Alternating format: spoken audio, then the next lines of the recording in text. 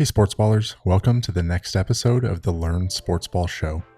I'm your host, Austin Goss, and today is the last day you'll know nothing about sports betting. Here we go.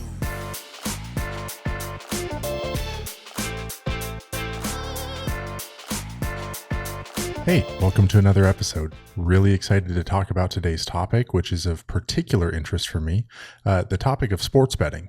Now, before we get started, I just want to call out the fact that I'm not a fan of sports betting.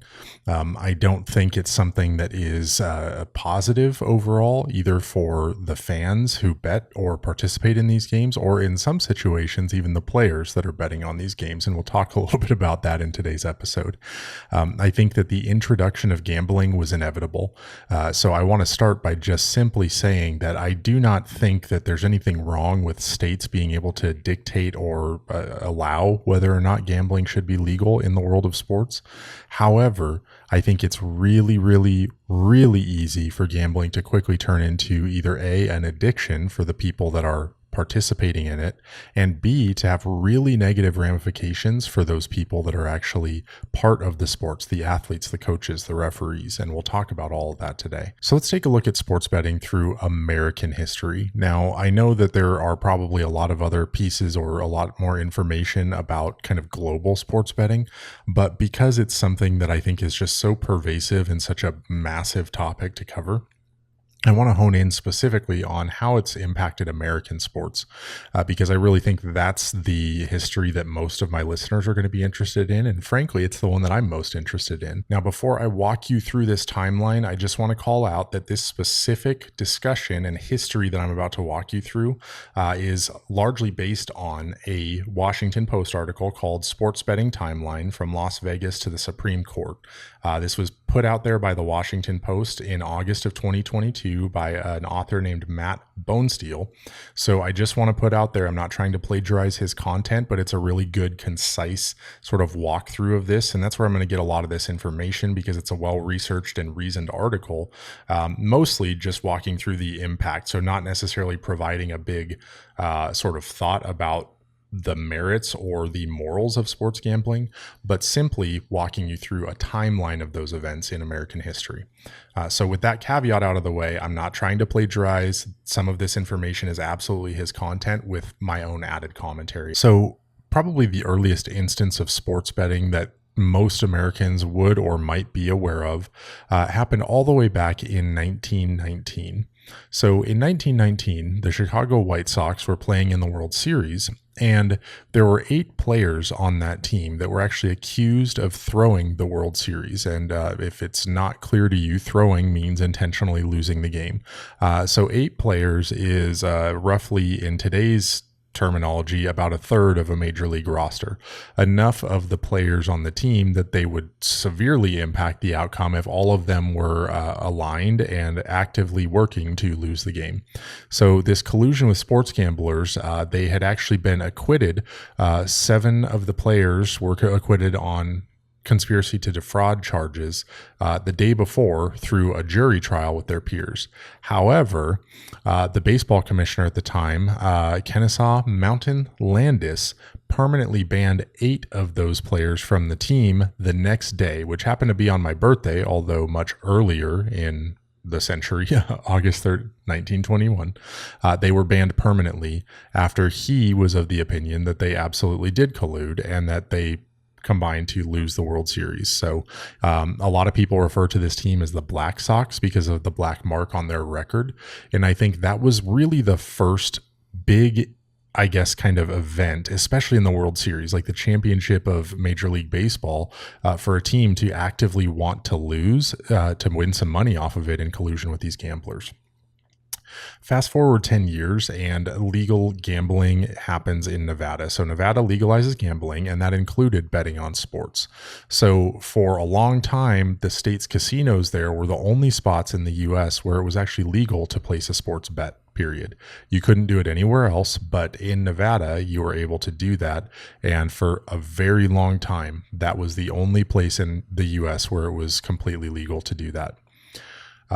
Fast forward another 20 years. So in 1951, 32 college basketball players from 7 different schools were admitting to taking bribes across quite a few games across a lot of states, and basically fixing games just like the Black Sox did almost 30 years prior. Now, at this time, it was still only legal in Nevada for you to gamble on sports, but the federal government actually stepped in for the first time and started taxing this at a 10% rate, which also led to a sharp kind of drop off in the number of bets that were being placed in Nevada itself, where it was still legal. Now, fast forward another decade, if you can see a trend here, there's like years and years go by in between these things really being taken up or discussed. So in 61, JFK signed the Federal Wire Act, which prohibited the use of wire communications for interstate sports gambling. That law actually is still in effect today and is part of the reason that gambling is under the purview of states and not the federal government. So you can't be in, let's say, Arizona and send some kind of federal or wire communication requesting for a bet to be placed online through some state in, like, I don't know, let's say New York, right? That is still illegal today. And this is a big part of like trying to reduce the presence of bookies, the prevalence of like doing things and circumventing these state rules, where like back in the 60s, you probably still had to get in touch with people in Nevada to place these bets. And so there were a lot of times where you just probably want to send information to them so that you could place these bets because you couldn't do it where you lived. That's actually illegal. Now, interestingly, in 1974, so another 13 years later, the federal government actually lowered its tax on sports betting in Nevada from 10 to 2%, which prompted casinos to offer a bunch of new places for these bets to be placed. And so that reduction in tax immediately had an impact. And obviously the implication here is that it was intended, right? Like, I don't know if they desired for more bets to be placed, but when you reduce the tax by basically 80%, it was pretty obvious what was going to happen, which is people are going to start betting on sports more readily. So in 1975, the first actual sports book opened up inside a Las Vegas casino in the Union Plaza. And so that next year, a bookmaker by the name of Frank Lefty Rosenthal opened a sports book at the Stardust that eventually became the prototype for a lot of these other bookings. And it had huge television screens, seating for like 300 people. And even later, Robert De Niro in the movie Casino would portray a character based on Rosenthal. So it's really starting to come into the foray and really the forefront, if you will, of American culture at that point in the mid 70s. Now, here is where things start to get really interesting from my perspective. In 1976, Jimmy the Greek Snyder, who was a famous odds maker at the time, actually joined CBS's NFL Today broadcast. And this is a pregame show that they do every Sunday in preparation for the lead up of that day's slate of games. And what Jimmy did was offer predictions on the day's games, and he would even talk about what the final scores would potentially be. So one of the hallmark or key points about sports betting that you got to keep in mind is most of the time, I shouldn't say most of the time, I don't know this to be true, but one aspect of sports betting is betting the spread, or rather how much the game is going to be won by.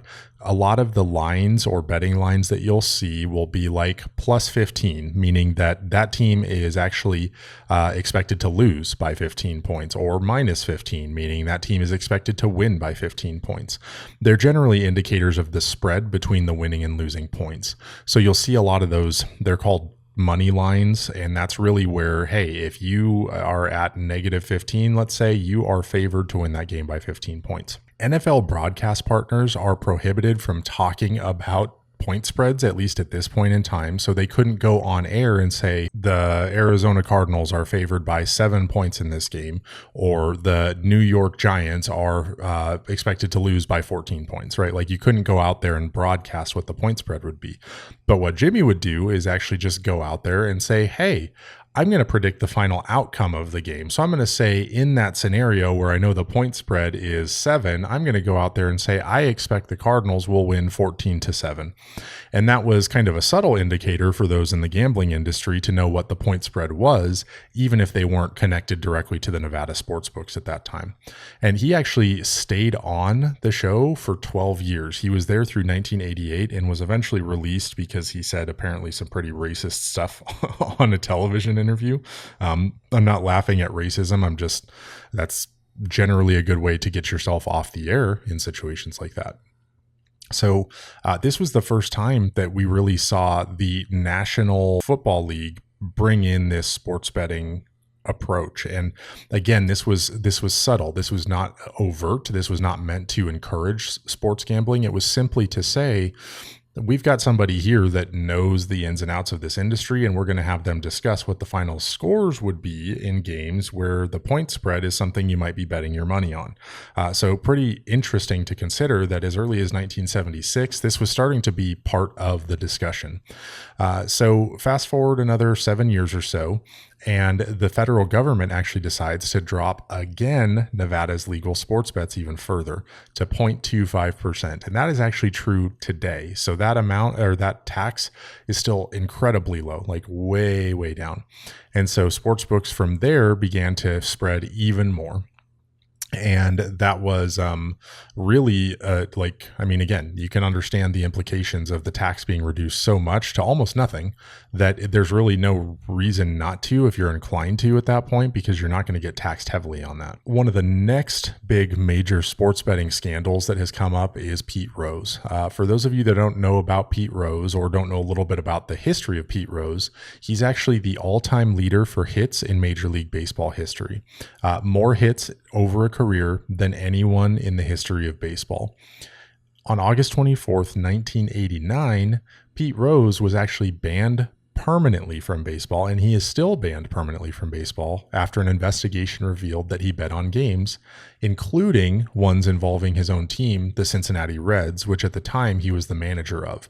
So think about this, like a guy that played baseball, that literally amassed more hits than anyone that's ever played the game, is now a manager of the team that he played his career for, and he's betting on games that his team is involved in.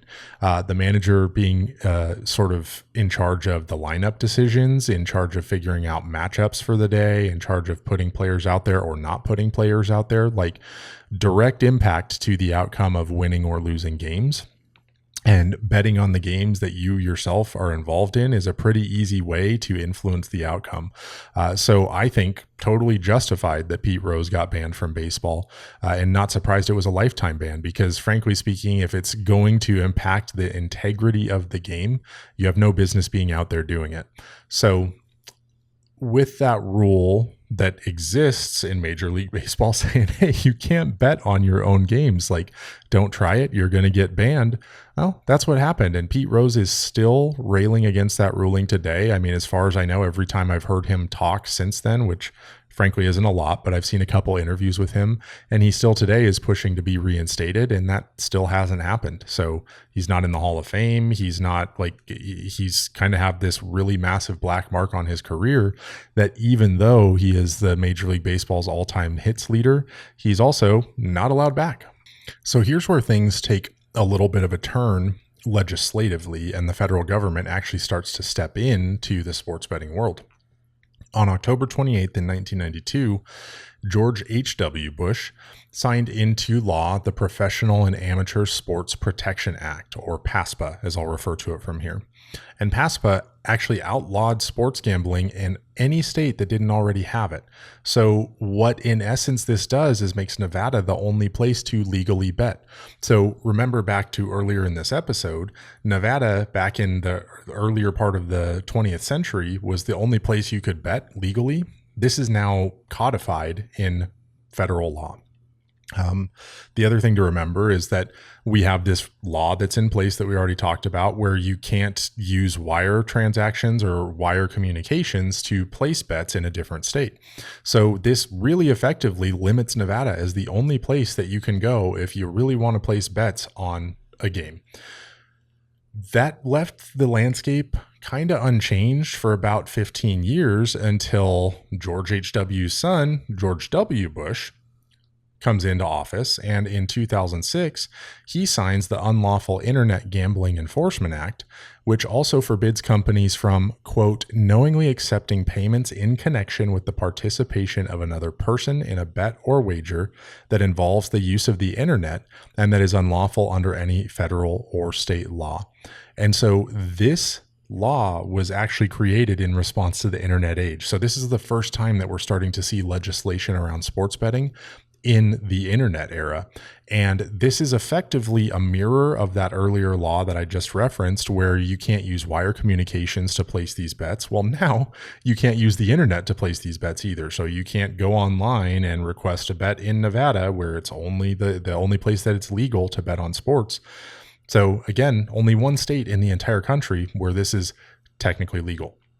Does that mean it doesn't happen? Well, of course not. I mean, people break laws all the time, but it was still legal in 2006, only in Nevada. All right, so this next example is going to be the biggest reason that I think that sports betting should still be illegal. Now, I understand this is America. I understand that there are rights, and that includes gambling your own money if you so choose. Again, I don't have the biggest issue with gambling. If you want to make an individual choice to go bet your money on something or go play a slot machine or whatever, that's fine.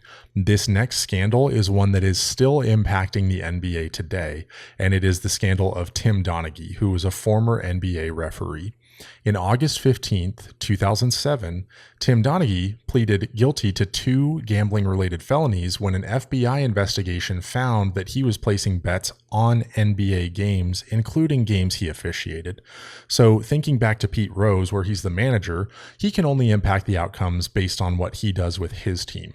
The referee of a game is impacting the entirety of the game, whether that is turnovers, whether that is timeouts being awarded, whether that is calling fouls, whether that's maybe throwing somebody out of the game for reasons that normally wouldn't lead to that, but maybe you got money placed on this game and you have a vested interest in throwing a star player out for one of the teams. Like, you can imagine the far-reaching implications of this. The other thing that's really important to remember, Tim Donaghy is not operating on his own. He's not unilaterally capable of making every single decision in the game, and probably has to be a little bit nuanced in his overt attempts to influence the outcome of a game. And so it brings in this whole other dynamic of, are other referees aware of that? There is a guy, a referee that's still in the NBA today by the name of Scott Foster. Scott Foster was good buddies with Tim Donaghy, and the federal investigation unveiled that there were hundreds of calls placed between these two guys, which wasn't necessarily typical communications between referees at that time. Now, they never implicated Scott Foster in this, or I guess maybe they did. Well, I don't want to say that. I don't know that for sure. As far as I know, Scott Foster was never personally implicated in this, but he is well known as a buddy and long-standing friend of Tim Donaghy, and he still officiates games in the NBA today. And if you look up Scott Foster, there is plenty of controversy around some of the calls that he's made, some of the players that he doesn't get along with. I would not be surprised if he was part of this at some point. And I know that's a big accusation to throw out there, so I'll put out there with a massive grain of salt that this is just my personal opinion, not stated law, not anything that's been decided in a court of his peers or a jury of his peers, right? So please don't take me to task over the fact that he's never been implicated. But you can see how this thing can kind of really get its claws in there. Like, once you have actual NBA referees on the payroll for gambling sports books, all bets are off. Like, at any given point in time, they could have a massive impact on games like this. So this is really just a fascinating sort of case study in how this could impact games, and how much, like, this is professional players and their careers we're talking about that you're messing with at that point. The stakes are so high, and I'm sure the money was so high to be offered in these situations, because at the end of the day, these sports books, these like betting sites, all of these places, they're after the money. They're in it to make as much money as possible. And so you better believe if they can find a way to influence the outcome of professional sporting games, they're going to try to figure out a way to do it. So let's fast forward to January 30th, 2018, where the American Gaming Association actually estimated that Americans would wager approximately $4.76 billion. Again, that's with a B, on Super Bowl 52 between the Patriots and the Eagles. And $4.6 billion of that amount, or 97% of those bets, were being wagered illegally. Again, remember, it's still Nevada is the only place where it's legal to do this. So even as recently as 6 years ago, sports betting was illegal across the US, yet people were spending $4.76 billion on this in violation of all of those laws that we talked about before. Because at this point, you're clearly using the internet. Like, nobody's wire communicating anything anymore. Well, as far as I know. But that's just a crazy statistic to consider, like the staggering amount of money that people are willing to wager on this event and do so illegally. Now, I don't necessarily think that that was a majority of your upstanding, like standard American citizens. This is an industry that's always had a seedy underbelly and existed for a long time in like dark alleys and back rooms with poor lighting and dudes with cigars in the corner and stuff. So it's not that I necessarily think it was so prevalent with regular Americans, but it was absolutely something that still, even just 6 years ago, was very kind of hush hush and happened in the dark and probably happened illegally in a lot of ways. Fast forward to May of that year, and if you'll remember, we talked about PASPA, this massive act that was basically passed to illegalize, is that a word? I'm going to use it, to illegalize the sports betting across the US. The Supreme Court actually ruled on this issue on May 14th, 2018, that law was not consistent with the Constitution and that states are free to establish their own sports gambling laws in the absence of that federally regulated structure. And so now sports betting is not necessarily illegal. It doesn't say that it's legal per se, but it removes the federal government's ability to dictate that for states. And states are now able to sort of frame up their own laws around this. So in June 5th, 2018, Delaware became the first state to start accepting single game wagers, meaning you could bet on individual games or outcomes within that game. And it was the first state to really take advantage of the repeal of PASPA. By the end of 2018, there were 6 or 7 additional states that had signed on. And as of the writing in 2022, 30 states, including the District of Columbia, allowed sports gambling, with 5 more signing on pretty quickly after that. So you can already see the momentum picking up, that within months of the repeal of this, there were already quite a few states. And as we've gotten further and further along, more and more states have adopted the legalization of sports gambling. On August 6th, 2018, DraftKings became the first online sportsbook outside of Nevada and started taking bets over the internet in New Jersey. Now, numerous other operators follow suit, and there's more and more of these places coming out, but DraftKings is still a pretty well-known, probably the most well-known online sportsbook. And so I'm going to pause here and just talk about what I think is one of the most just insidious and grossest things about sports betting, and that is the advertising of that sports betting. Because there is so much money in the gambling industry, there is essentially an infinite amount of wealth that these sports books can throw into advertising their content. They sponsor everyone. One of my favorites podcasts that I listen to for local sports, they advertise for BetMGM and DraftKings. So there's a couple sports books that they're advertising for every time that they're putting information out there. Like when you watch an NFL game, if you've never watched football before, and we're starting up football season in less than a week now, when you jump into these games, you're going to see these advertisements everywhere. You can hardly get to a commercial break without seeing at least one advertisement for the merits of going out there and wasting your hard-earned money on a game. It is really gross. And the way that I would liken it to is almost the way that tobacco used to be advertised so readily. We know it's a public health issue. We know it's something that's negatively impacting millions of lives, yet we're constantly advertising it as this meritorious, fun, cool thing to do. Sports betting today falls into that same category in my mind when it comes to the advertising, when it comes to that insidious hook that it gets into you by sometimes subtly and sometimes overtly being out there in the national view for everyone to see. One of my concerns, I watch NFL games with my kids all the time, and my kids are constantly seeing these advertisements. In fact, I remember my oldest last year made some kind of reference to, not necessarily intentionally about sports betting or whatever, but we were watching something and he said, "Oh, welcome to this, sponsored by DraftKings." And I was like, this is what I'm talking about. Like, even kids that are far below the age of gambling are like starting to ask questions. Hey, what is this? What do they mean when they're talking about the point spread? What does the plus 5.5 next to that game mean? The legalization of sports betting has really launched this. I don't think it's a new age of advertising, but just such a subtly addictive thing that honestly can ruin lives. I mean, and this is the part that I don't love about the lack of federal legislation around this. And again, I agree the states should be free mostly to decide where people can gamble their money. I'm fine with that concept. What I'm not fine with is the amount of advertising dollars that are allowed to go into it and their subsequent effect on just even the youth of today.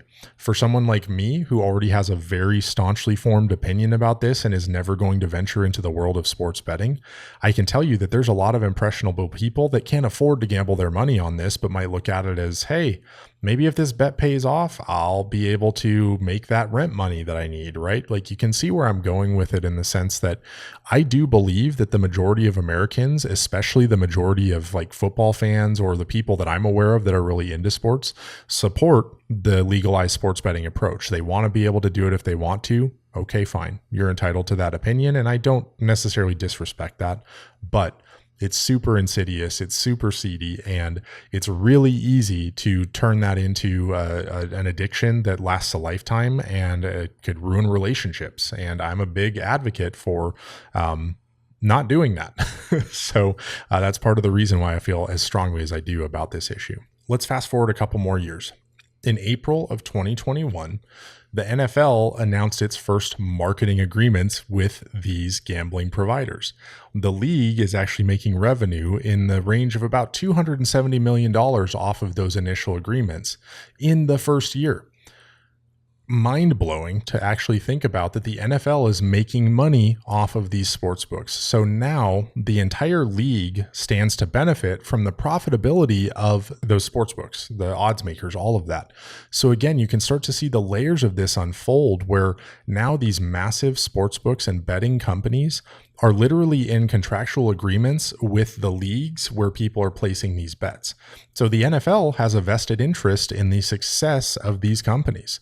That to me is just, again, another example of like how easily this could go wrong and why there's so much careful legislation. I shouldn't say legislation. The rules that exist in different sports are starting to evolve to basically make it harder for players to bet, for coaches to bet, whatever. But like, people use pseudonyms, people can bet under different names. They can use a bookie and try to stay anonymous. Like, there are all types of players, maybe those players that don't make a lot of money in the league, but are part of it and could maybe have inside information about a star player that's going to miss a game or whatever. And so they go online and place a quick bet with their bookie, and that bookie puts that information there. And, you know, like, you can see again where this is going. It is such a pervasive thing at this point that even the leagues themselves stand to benefit when these companies profit. And that's obviously for good reason. Couple months later, May 26th of 2021, actual sportsbook opened inside Capital One Arena in Washington. So now you can literally just go to the game and place bets. Like,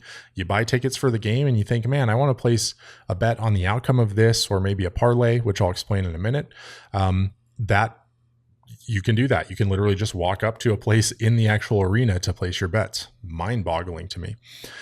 In 2021, so this was several years ago now, legal sports gambling brought in $4.33 billion in revenue in 2021, which was a 179.7% increase over the year before. So again, like so much money in this industry, $4.33 billion dollars, and a lot of that probably represents the money of hardworking Americans that has been lost to these companies who, spoiler alert, the reason they're in the industry is because they're going to make a lot of money off of the bets that you make or don't make. And then fast forward another year, March 7th of 2022, this is when Calvin Ridley, an Atlanta Falcons wide receiver, was suspended indefinitely for betting on NFL games while he was away from the team. So if you're not read in on this story, Calvin Ridley had taken some time away from the NFL to focus on his mental health. But during that time, he was also betting on the outcomes of games. So while he was not participating in these games, he was still a member of the Atlanta Falcons at the time. And so it's not allowed. You can't do that. Now, Calvin Ridley's suspension was eventually lifted. He is actually back in the NFL as of now, I believe, playing with the Titans at this point. But basically, he made some illegal bets through a sportsbook app while he was in the state of Florida, and some of those were actually on his own team. So he was making bets. Now, thankfully, he was betting for his team to win. So, I mean, I guess if you have the confidence in your team and your teammates to go out there and win a game, okay, cool. But at the same time, probably shouldn't be betting on that because it's not allowed. And so NFL players, just to put it out there, they're not allowed to gamble on any sporting event. So this is not limited to just football games. This is like the entirety of the sports world that they cannot bet on as an athlete in the NFL. Another month later, in April of 2022, Charlie Blackmon, who was an outfielder for the Colorado Rockies at the time, became the first MLB player to sign a partnership with a legal sports gambling operator after the newly approved collective bargaining agreement allowed those deals. So now you've got players that are actually in partnership with these sports gambling operators. So there's a direct link between a sports book and an individual player. Like they're sponsored, they're in partnership with these people. Again, like, what are we doing? This is one of those things that when you talk about the integrity of the outcome of a game and individual players are allowed to sign into legal agreements with sports books, like if I'm on the payroll for DraftKings, how hard would it be for DraftKings to pick up the phone and say, hey, Charlie, can you just drop a fly ball today? It would really help us out. And you could make a lot of money off of it. Like, how would that ever be proven? Like, you could easily fake a couple of these events if you really wanted to as a professional and make it look like, oh, that was just a genuine mistake in a really critical moment. And suddenly your pockets are getting lined by these massive sports books who are making millions of dollars every day off of this. I find it just absolutely bonkers that that's true.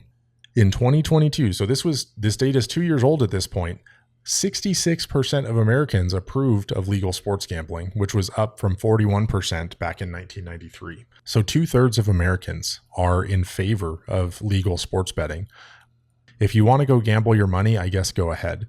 But when you have this combination where the leagues are entering into partnerships with these sports books, where individual players can sign on to be on the payroll of these big betting companies, and we've already got a history that tells us when there's lots of money on the line and people are willing to do a lot to earn a lot of money, you're going to end up with even some of the most visible and best players in the game spending their money to influence the outcome of games, and they're actively participating in ways to tank those outcomes or to alter those outcomes, right? It's just such a pervasive thing that I worry about the long-term impacts of sports gambling. And you even see it in the advertisements from these sports books, right? Like anytime you hear a DraftKings ad or anytime you're watching a game and BetMGM comes around, like in the fine print, there's always, hey, if you have an issue, if gambling becomes an addiction for you, call this number. Like there's hotlines and stuff out there to help people. But at the same time, at what point do you know it's an issue? Like at what point do you acknowledge, oh yeah, my gambling is becoming part of a problem? Is it when you get angry because you missed out on, like, let me paint a couple practical examples here. So the first thought that I have is, what if I bet on a game with my favorite team? Let's say the Cardinals are playing, and which they will be on Sunday.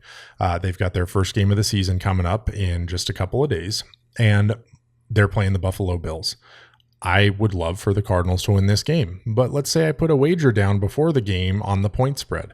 I would imagine, I don't have this information in front of me, but I'm sure the Bills are favored to win this game because they're at this point in time probably pretty universally considered the better team.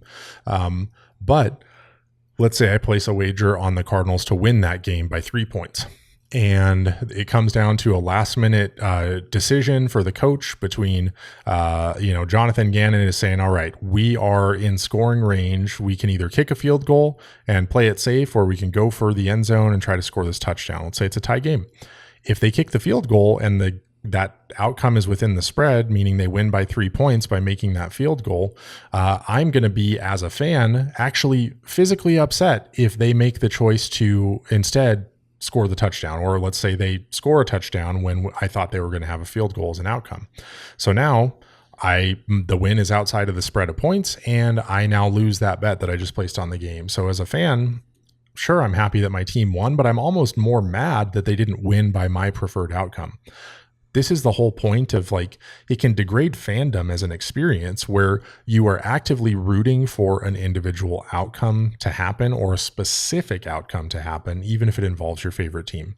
Now, I can see it being a little bit less invasive if you're talking about teams that you don't care about. You place a bet on teams that are not your favorites, and you really don't care about the outcome necessarily just anecdotally, but you do care about it for the financials of it because you've got money on it.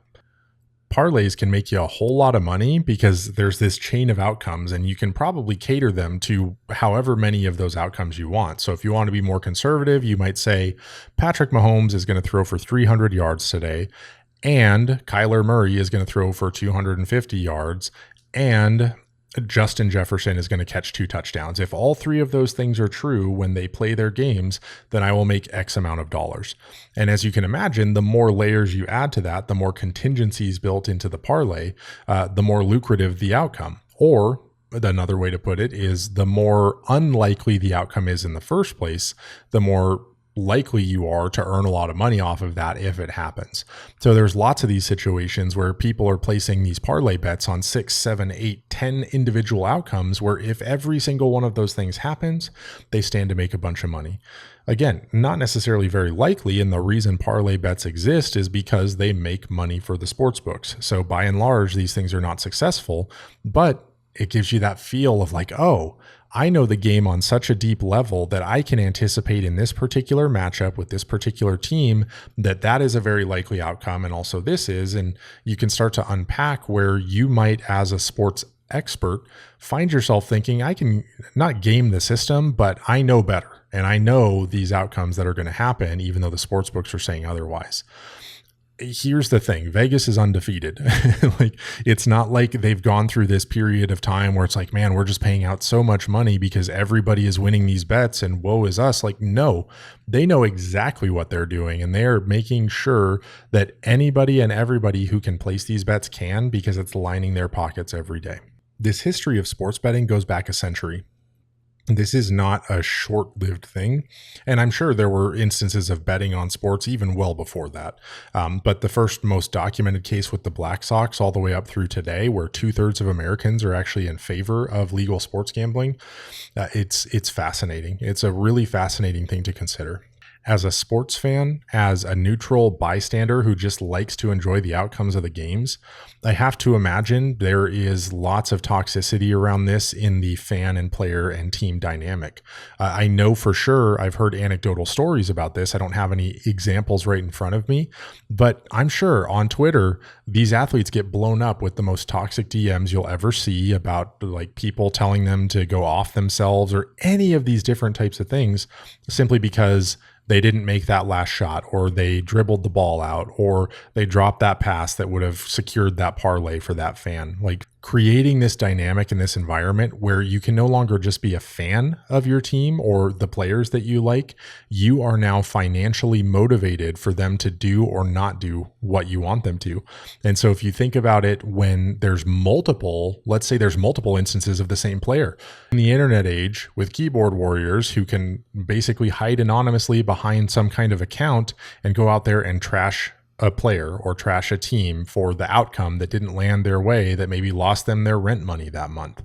It's really crazy to consider how deep the teeth of this have sunken into the world of sport. So all I'm going to say is that there is an instance all the way back in 1921, before any of this was legal, that, hey, we've got this entire team throwing a game in the World Series trying to make money. You can see from there that I hate to use the slippery slope argument, because I don't think that slippery slopes are always a thing. Like, just because one event occurs does not mean it's going to get worse and worse from there. But the money's only going to get bigger. The investment's only going to get bigger. These sports books are only going to develop more and more legislation to protect themselves in these situations. And eventually they're going to offer sums of money that are so ludicrous that entire teams, franchises, owners, this could, I would not be surprised to have something way more massive break out in the next 10 to 20 years as a result of gambling in the sports industry. So I hope this has been a really fun discussion. The history of it is really fascinating to unpack, and how these individual players all the way up through teams and even managers of teams and even referees have been suspended, have been blackwalled from the game over time simply because they were doing something illegal with sports betting. And that concludes today's episode discussing the history of American sports betting. I really appreciate you listening in. Again, quick plug for everything that I've got out there. Please, if you have listened to my podcast, go leave a review wherever you listen to your podcasts, whether it's on Apple, Spotify. I do have a video version of this podcast available on Spotify, and it will be on YouTube as well.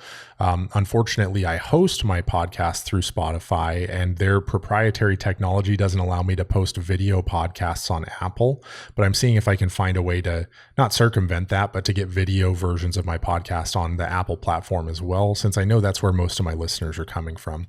But please follow the podcast, download the episode, leave that review. It would greatly help me out. Secondarily, go check out my other socials: YouTube @LearnSportsBall, TikTok @LearnSportsBall, Instagram, Facebook, you name it, I'm probably there.